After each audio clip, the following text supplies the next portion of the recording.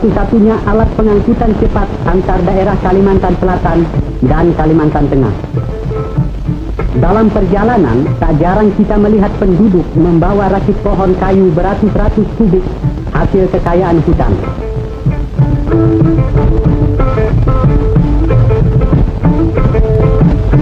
Semakin jauh ke pedalaman, tampak pula pasir memutih kuning di pantai sungai, tempat penghuni desa terpencil itu mendulang atau mencari emas. Di antara bentangan cakrawala, sungai memanjang, kota cantik yang saya sebut rumah. Di kota cantik Palangkaraya,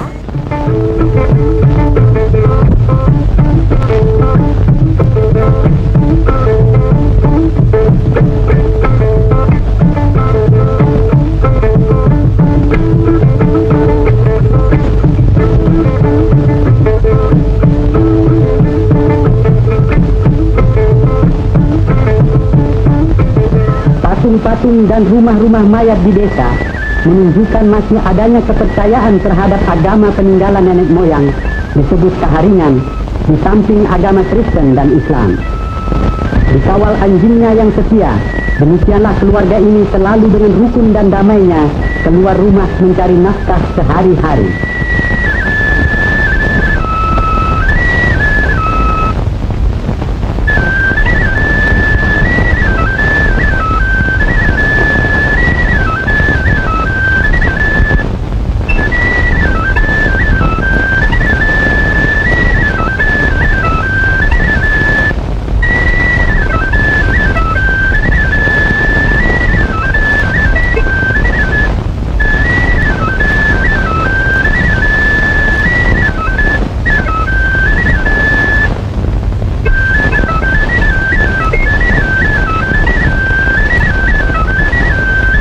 Rotan salah satu hasil kekayaan hutan Kalimantan Tengah.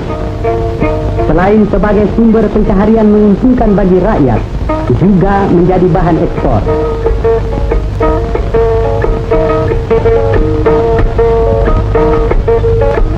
Dari rotan tercipta berbagai macam kerajinan tangan. Dari 5 daerah kabupaten di Kalimantan Tengah, daerah Kapuaslah pusatnya.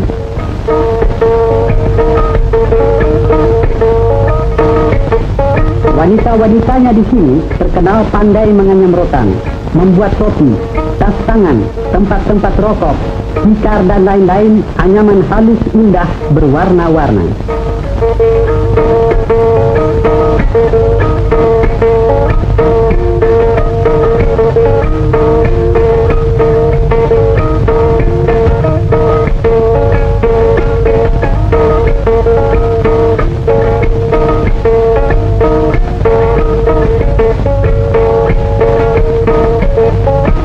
Hasilnya, Anda boleh saksikan sendiri. Boleh pilih mana suka.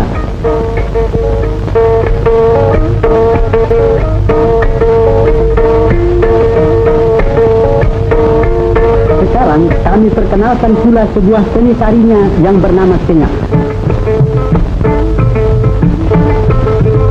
Untuk beberapa detik, kita saksikan pemuda ini menunjukkan kemahirannya menari dengan menggunakan senjata disebut mandau dan telabang.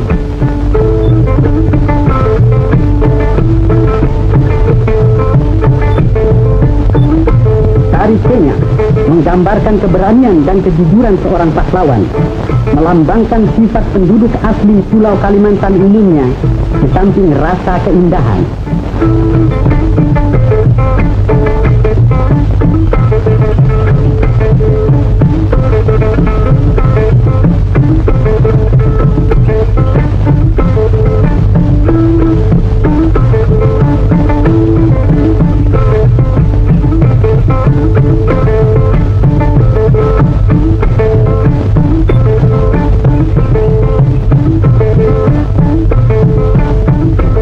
Lompat penari ini, segera Anda kami bawa ke hutan daerah Sampis, pusat penebangan pohon-pohon kayu besar.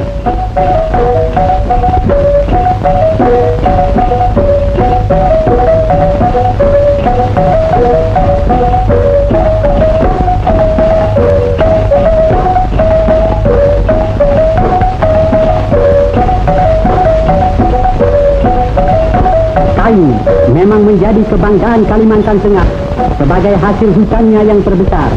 Bahan ekspor banyak menghasilkan devisa negara.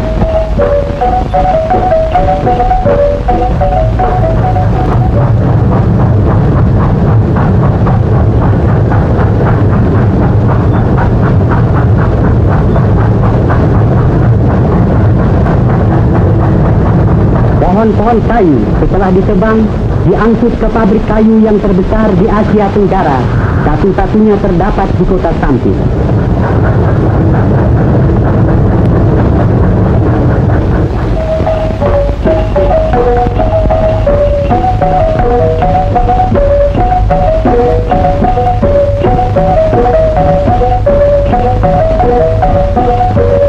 Dari kolam perendaman, kayu-kayu itu diseret naik ke dalam pabrik secara mekanis untuk segera masuk ke dalam gigi-gigi mesin gergaji.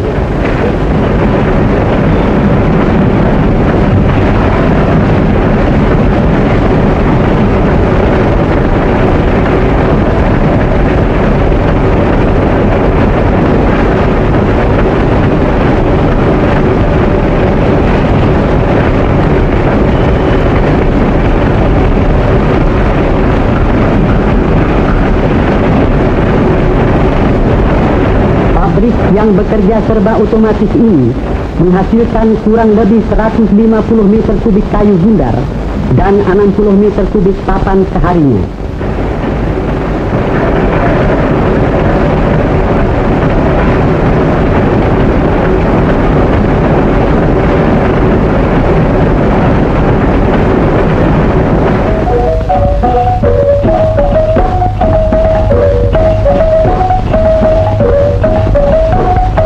Sesuai dengan rencana Komando Operasi Gerakan Makmur, sejak tahun 1951 sudah dikerjakan dengan aktif pengerukan-pengerukan seperti pada kanal Basarang ini yang akan menghubungkan kota Kuala Kapuas dengan Sampit sepanjang 175 km tanpa melintasi lautan.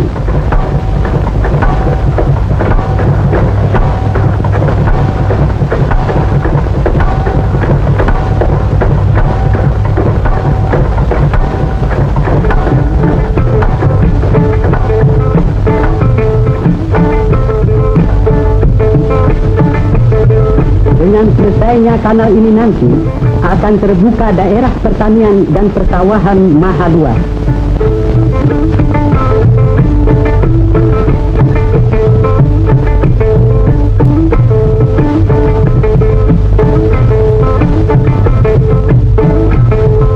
Objek transmigrasi Veteran di Mentaren, Kewedanan Kahayan, menampung transmigran dari Pulau Jawa.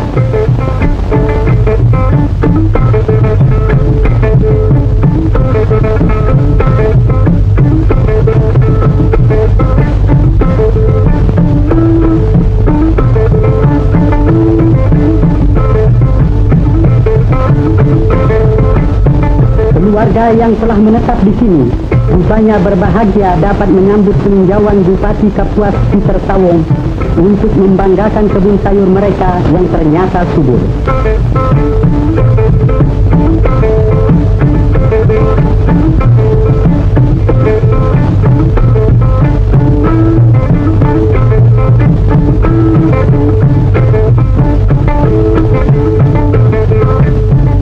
Anak-anak mereka gemuk-gemuk dan sehat. Bukti daerah ini memberi hasil tak mengecewakan.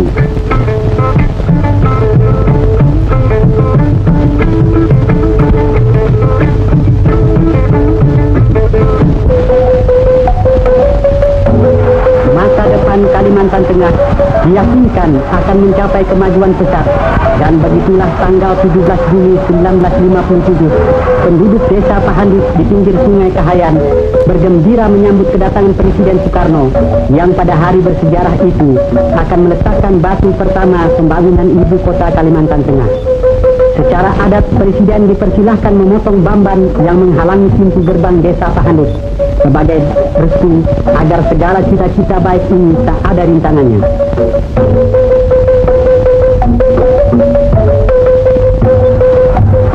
Dengan diulu-ulukan ribuan rakyat yang juga datang berduyun-duyun dari luar desa Pahandut. Presiden diantar menuju tempat upacara perletakan batu pertama. Ibu kota yang akan dibangun bernama Palangkaraya berpusat di tengah hutan, kurang lebih 3 km dari Pahandut, merupakan keberanian dan puncak cita-cita Kalimantan Tengah untuk membangun hutan pedalaman guna kemajuan daerah. Demikianlah hutan yang telah beberapa lama ditebang dibersihkan terus secara bergotong royong.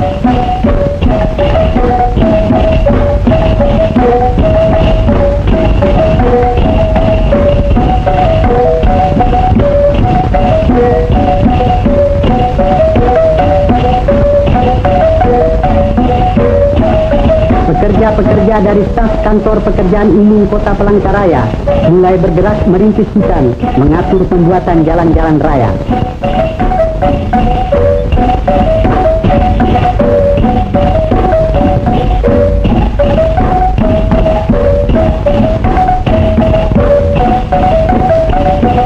Meski di sini kita melihat tenaga-tenaga bangsa asing ikut membantu pekerjaan besar ini, namun pembangunan Palangkaraya harus dilihat dari segi semangat dan jiwa tenaga Indonesia asli.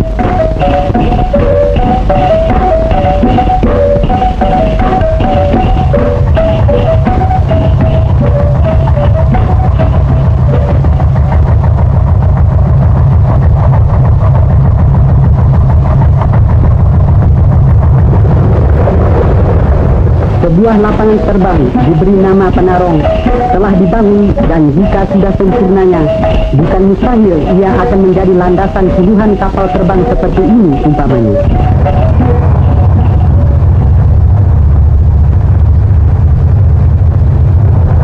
Ya, segala cita-cita mesti tercapai, asal semangat kerja dan membangun tak tinggi padam, biar ada kesulitan dan rintangan apapun.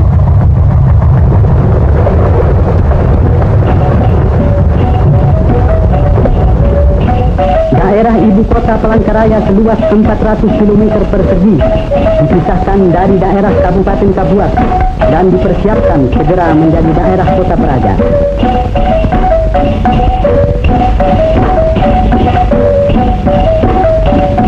Pembangunan kota rencana seluruhnya bercorak nasional, tidak mengizinkan bangsa asing membuka usaha atau jenis kerja apapun di sini.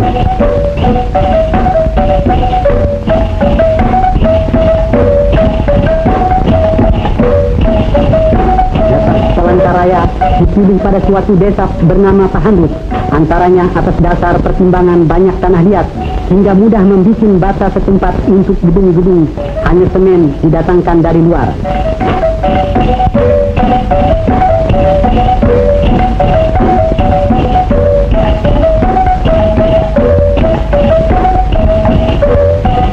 Pembangunan gedung diperlukan terlebih dahulu untuk kantor-kantor dan perumahan-perumahan pegawai. Bagi pelajar SMA, boleh bangga dengan gedungnya yang segera selesai ini.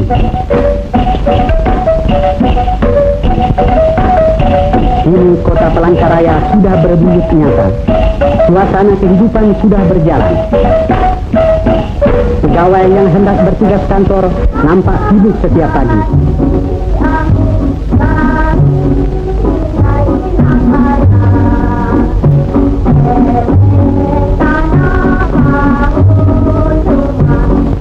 Anak-anak gembira pergi ke sekolah dan sang ibu melepaskannya dengan senyum bahagia.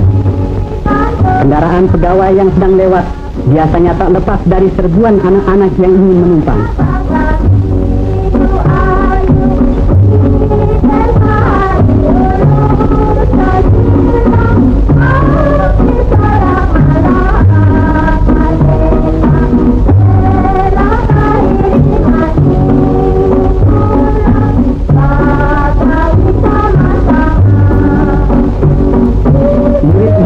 Rakyat sudah memperoleh gedungnya yang baru.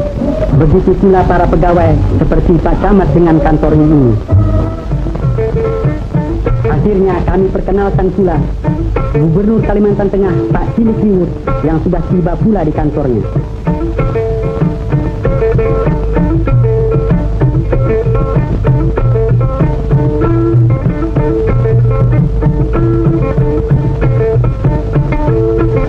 Sebagai pemimpin yang bertanggung jawab atas daerahnya, selalu beliau mengajak anggota staf pemerintahan merundingkan bagaimana sebaik-baiknya menyempurnakan pembangunan kota Palangkaraya.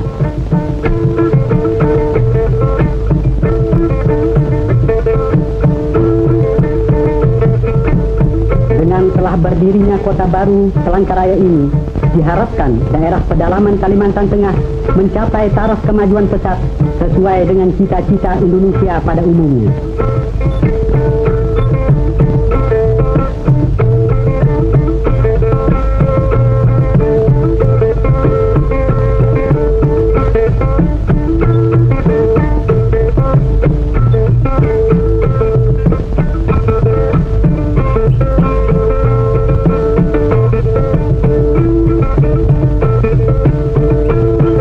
Kalimantan Tengah terus menanti pahlawan-pahlawan pembangunan Indonesia sejati.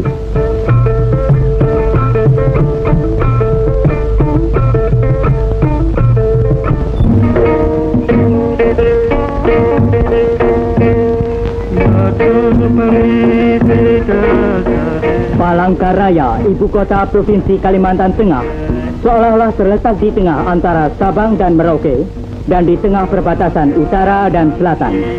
Sungai Barito merupakan urat nadi penghubung lalu lintas. Dengan perahu, saudara dapat mencapai Palangkaraya dari Banjarmasin selama 1 hari 1 malam.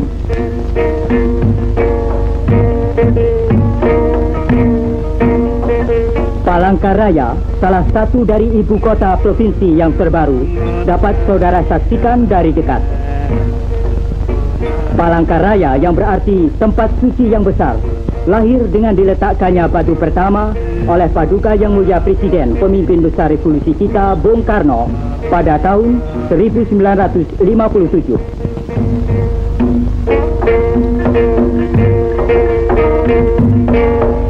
Pada tanggal 14 Maret 1963, telah berangkat ke Palangkaraya rombongan Yang Mulia Wakil Menteri Pertama Bidang Khusus Menteri Penerangan, Ketua Indoktrinasi, Dr. Haji Ruslan Abdul Ghani.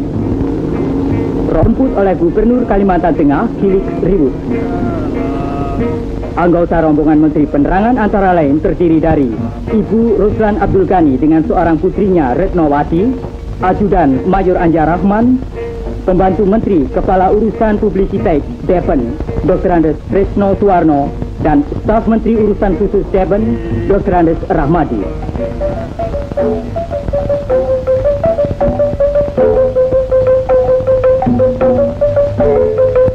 Di Kuala Kapuas, perbatasan Provinsi Kalimantan Tengah, diadakan upacara adat potong pantan dengan mandau, yang merupakan suatu tradisi penyambutan seorang tamu besar sebelum menginjak tanah Kuala Kapuas.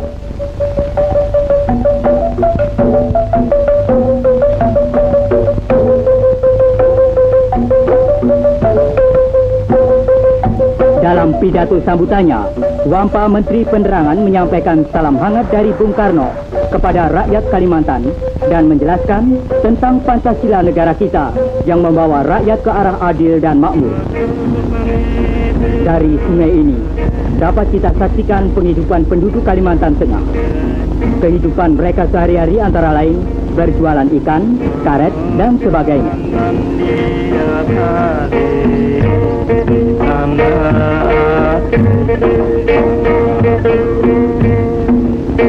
Seperti kita ketahui bahwa daerah Kuala Kapuas ini sangat terkenal dengan hasil rotannya.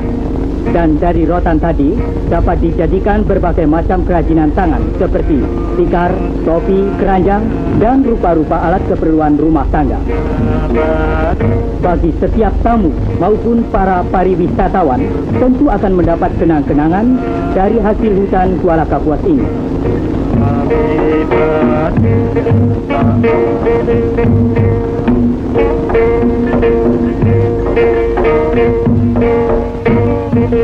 Kini rombongan sampai di Palangkaraya. Sambutan meriah oleh para pembesar dari Catur Tunggal dan segenap lapisan masyarakat setempat, serta masyarakat Uni Soviet yang sedang membuat jalan ke Sampit.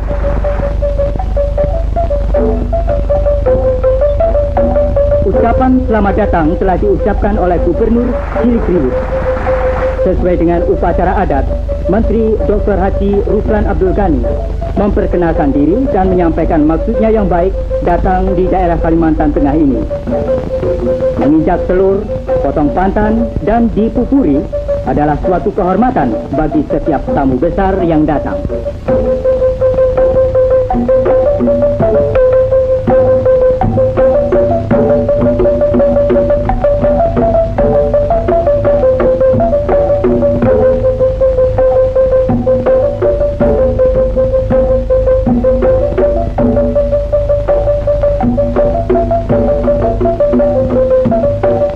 Pada hari kelima, tanggal 18 Maret 1963, bertempat di halaman kantor gubernur, Wampa Menteri Penerangan dan rombongan menghadiri apel besar yang diikuti oleh segenap karyawan pemerintah di Palangkaraya.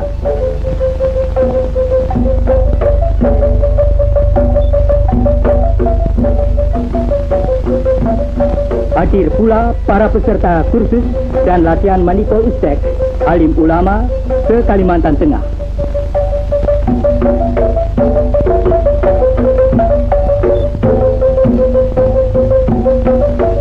Dalam rangka indoktrinasi, Menteri Dr. Haji Ruslan Abdul Ghani antara lain menyampaikan penghargaannya atas pengorbanan rakyat Kalimantan Tengah dalam membangun Palangkaraya di tengah hutan yang dicapai dalam waktu 5 tahun.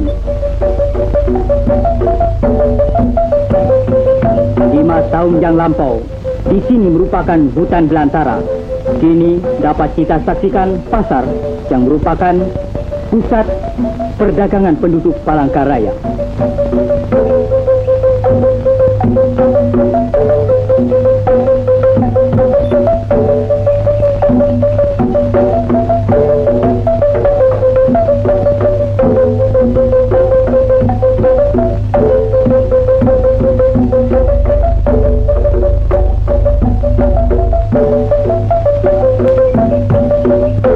Pada malam resepsi yang dihadiri oleh segenap lapisan masyarakat, Wampa Menteri Penerangan antara lain mengatakan bahwa Pancasila sebagai ideologi negara kita sama dengan hati nurani manusia.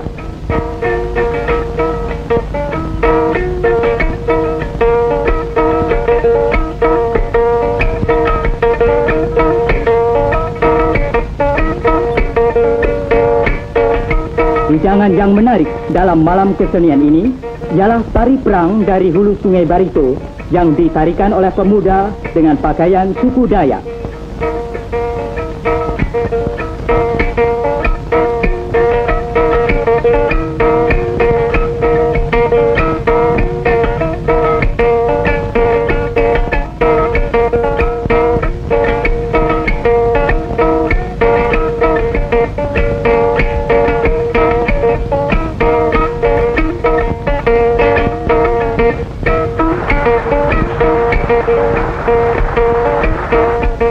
Gadis-gadis Kalimantan Tengah ini pun tak mau ketinggalan.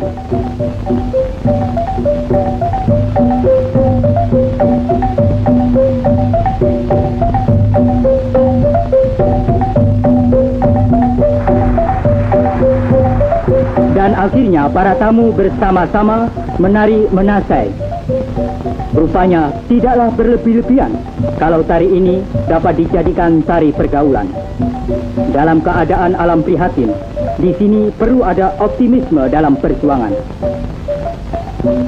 Rupanya saat perpisahan ini tak mudah dilupakan dan Kalimantan, walaupun jauh di mata, akan dekat di hati.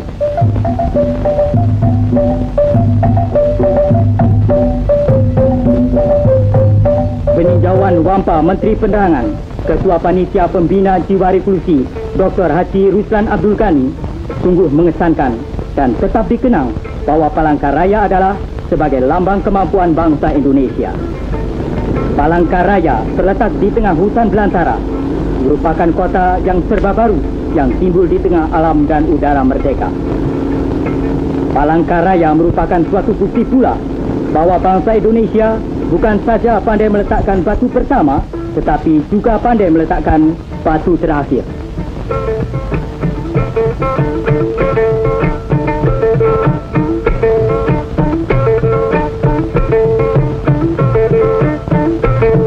Acara kunjungan di Kalimantan Selatan hari pertama di Banjarmasin, tanggal 14 Maret 1963 di Balai Pemuda, Menteri Penerangan Dr. Haji Ruslan Abdul Ghani mengatakan bahwa kita tidak dapat menghilangkan salah satu sila karena akan menimbulkan bahaya.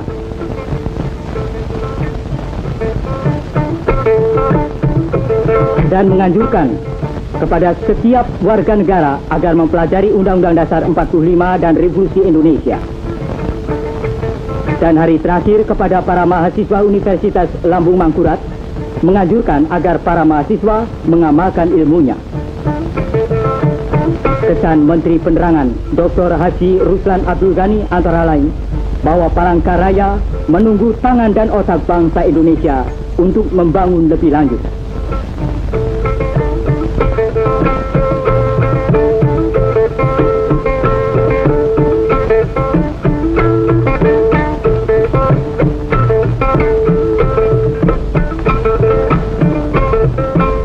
Dari angkasa Indonesia membayang kekayaan Indonesia yang menjamin terlaksananya masyarakat Indonesia yang adil dan makmur.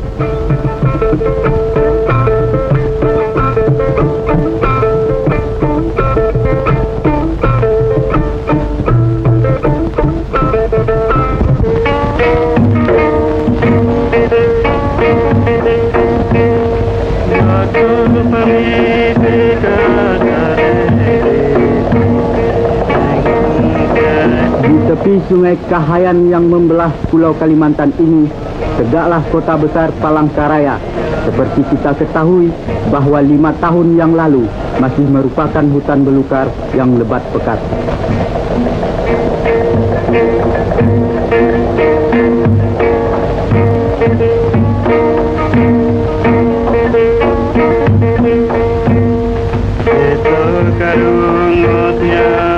Pada tanggal 17 Juli tahun 1957, di tempat ini, Presiden Soekarno meletakkan batu pertama kota Palangkaraya. Dengan demikian, mulailah terwujud ide yang dicetuskan oleh Gubernur Cilik Riwut, seorang putra Kalimantan asli, bersama-sama bekas Gubernur Kalimantan Milono, untuk membentuk daerah Swatantra tingkat 1 Kalimantan Tengah.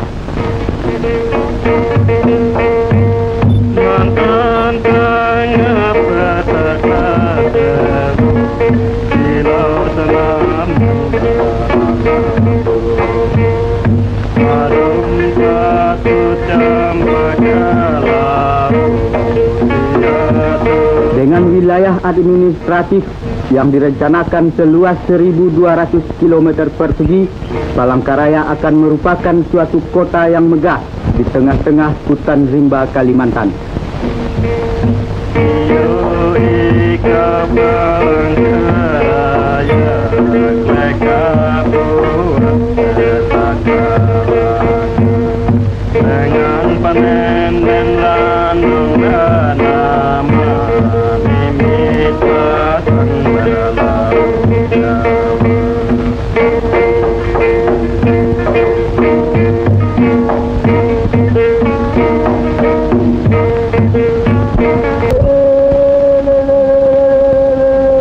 Kami ajak saudara mengenali penduduk Kalimantan Tengah dengan upacara keagamaan yang disebut Pesta Tewas, suatu upacara menghantarkan arwah-arwah ke surga loka. Suku bangsa Dayak Ngaju dan setiap penganut agama Kaharingan menjalankan upacara ini yang dilaksanakan secara bertingkat-tingkat.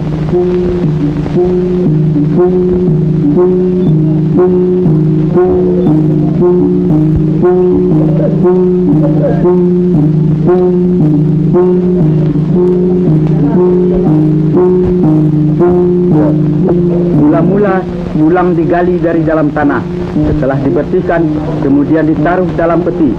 Selang 7 hari 7 malam, peti-peti dibawa dengan perahu ke hilir sungai untuk kemudian dibakar sebagai perlambang hapusnya kotoran duniawi yang melekat pada sang arwah. Tulang-tulang lalu ditaruh di dalam gong-gong kecil sebagai persiapan penyimpanannya di dalam sandung, tempat persemayaman yang terakhir para arwah.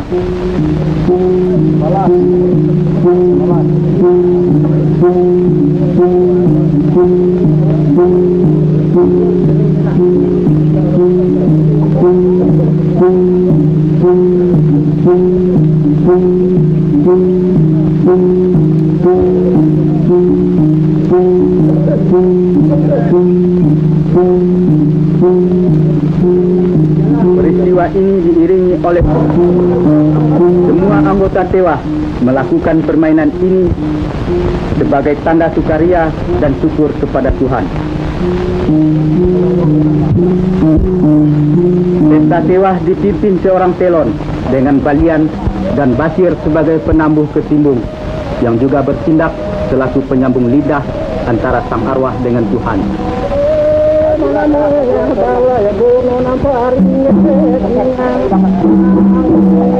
Kandung keluarga Tukus Jaga Nyaring yang sudah berbentuk modern ini ditewahkan sebanyak 27 arwah. Masing-masing keluarga memiliki sandungnya sendiri-sendiri.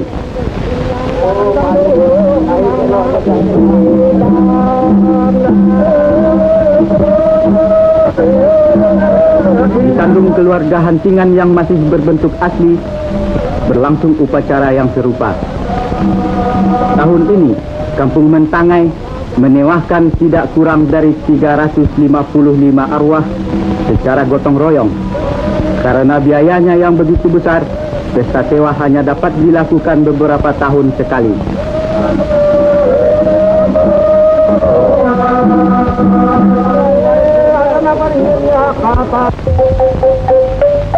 Penyimpanan tulang-tulang ke dalam das tandung ditutup dengan permainan perang-perangan di atas air yang disebut laluhan.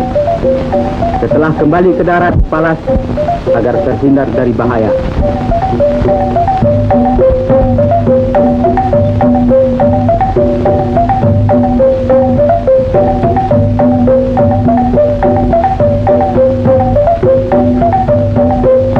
Pada hari terakhir dilakukan ngarahang, upacara menghantarkan arwah ke langit yang ketujuh sebagai tingkatan terakhir.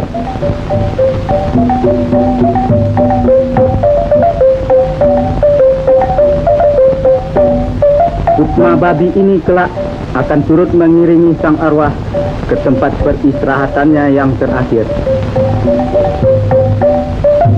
Malam harinya, seluruh anggota Tewa berpesta ria sambil menarikan manasai serta mengikuti acara deder tanda syukur kepada Tuhan.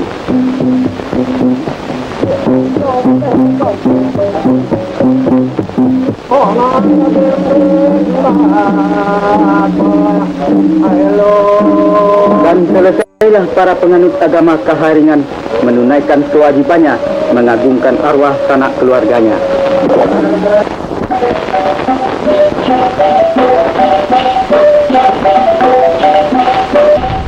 Dari pesta Tewa, mari kita saksikan usaha pembangunan Kalimantan Tengah. Di proyek transmigrasi dan di daerah pengairan Pasang Surut Basarang, suku-suku bangsa Dayak, Jawa, dan Bali bahu-membahu memperbanyak hasil bumi. Bila perekonomian mulai meningkat pesat, perlu adanya bank. Di bulan November tahun 1962, Ibu Ciliriwut meresmikan kantor Bank Dagang Negara cabang Palangkaraya.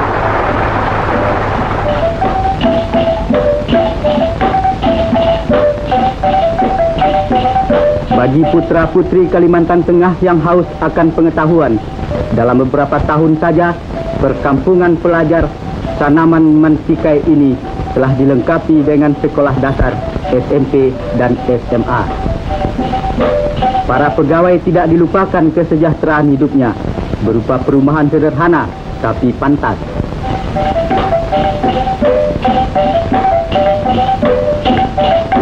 Mari kita tinjau proyek pembuatan jalan, suatu proyek raksasa yang mendapat bantuan ahli-ahli teknik Rusia.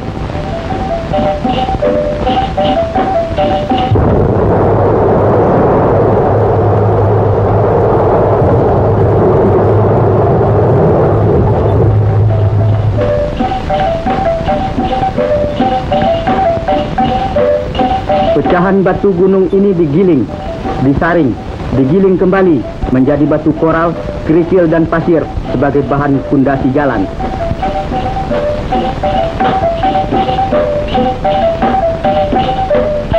Tanpa batu koral dan kerikil, dinamit dan keringat, buldozer dan traktor, rawa-rawa dan hutan belukar tidak akan ditembusi jalan-jalan raya. Dan jalan raya adalah syarat mutlak bagi usaha pembangunan di segala lapangan. Kini alhamdulillah, jalan raya sepanjang 38 km antara Palangkaraya dan Tengkiling telah selesai. Tapi ini baru permulaan. Perjuangan fisik dan mental melawan alam harus berjalan terus. Kalimantan Tengah yang membangun berarti membangun hari depan Indonesia yang gemilang.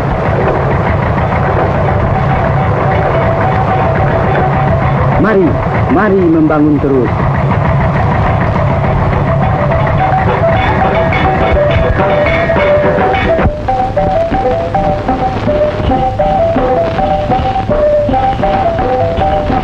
Daerah tingkat 1 Kalimantan Tengah dahulu merupakan rimba belantara belaka dengan sungai-sungai penuh riam dan rawa-rawa tak bertara, sukar ditembus manusia. Kini seirama dengan derapnya revolusi, seluruh rakyat Kalimantan Tengah tergugah hatinya dari alam mina bobok penjajahan Belanda, bangkit dan maju untuk melaksanakan pembangunan di segenap lapangan yang terasa membahana di segala penjuru rimba dan desa, serta menggaung di antara lembah-lembah Barito, Kapuas, Kahayan, dan Sampit. Inilah Kalimantan Tengah saat ini, satu wilayah Indonesia yang terletak berbatasan dengan Negara Kesatuan Kalimantan Utara, merupakan basis pertahanan yang penting dalam rangka konfrontasi kita terhadap neokolonialisme British Malaysia. Daerah tingkat 1 Kalimantan Tengah dengan ibu kotanya Palangkaraya merupakan sebuah kota remaja di Indonesia yang berkembang menuju ke satu kota modern. Hal ini tidak lain berkat swadaya dan kemampuan para putra-putri Kalimantan Tengah yang dibimbing dan dipimpin oleh Gubernur Kepala Daerah Cilik Ribut. Rakyat Kalimantan Tengah berhasil memeras otak dan membanting raga untuk memenuhi panggilan suci Ibu Pertiwi sebagai yang dicanangkan oleh pemimpin besar revolusi Bung Karno.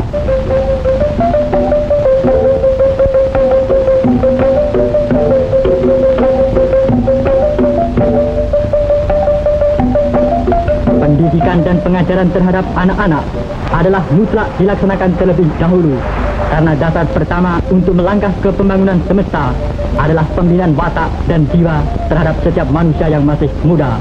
Membina manusia baru dalam rangka character and nation building menuju masyarakat sosialis dalam satu wadah Negara Kesatuan Republik Indonesia yang berasaskan Pancasila dan berhaluan Manipol Uzbek. Kemajuan pendidikan dan pengajaran di daerah tingkat 1 Kalimantan Tengah amat pesat, seiring pula dengan kemauan yang besar dari anak-anak untuk belajar. Kini terdapat 500 buah sekolah dasar, 50 buah sekolah lanjutan tingkat pertama, dan 10 buah sekolah lanjutan tingkat atas dengan jumlah siswa 75.000 orang. Kecuali itu, Kalimantan Tengah juga telah memiliki sebuah universitas. Kemajuan lain yang telah pula dicapai ialah dengan didirikannya beberapa buah rumah sakit dan rumah sakit pembantu, suatu usaha pemerintah daerah Kalimantan Tengah untuk memberikan perawatan dan pengobatan kepada penduduk dalam memberantas penyakit malaria.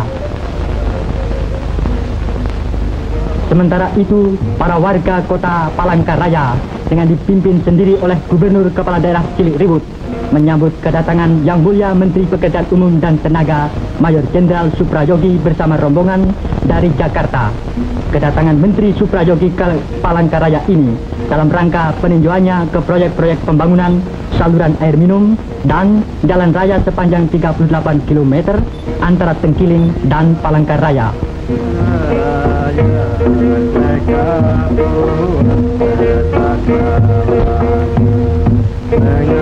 Jalan raya adalah salah satu faktor amat penting sebagai urat nadi perhubungan di darat untuk melancarkan ekonomi.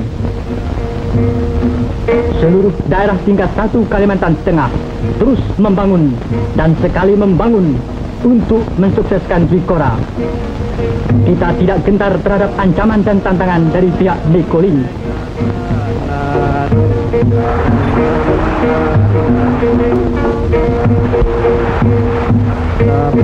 Rakyat daerah perbatasan Kalimantan Tengah siap melaksanakan komando pemimpin besar revolusi.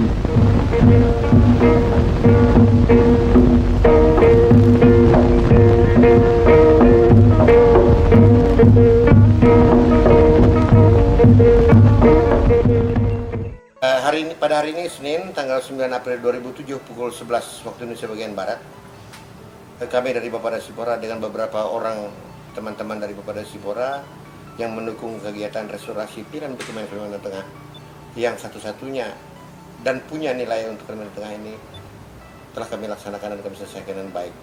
Pada kesempatan ini terima kasih tidak terhingga serta penghargaannya setinggi-tingginya untuk rekan-rekan kru, artinya tim dari Bapeda Sipora yang membantu kami dalam rangka restorasi film ini sehingga bisa dapat kita selesaikan dengan baik. Mudah-mudahan ini bermanfaat untuk hari kemudian dan untuk masyarakat Kalimantan Tengah pada umumnya. Terima kasih.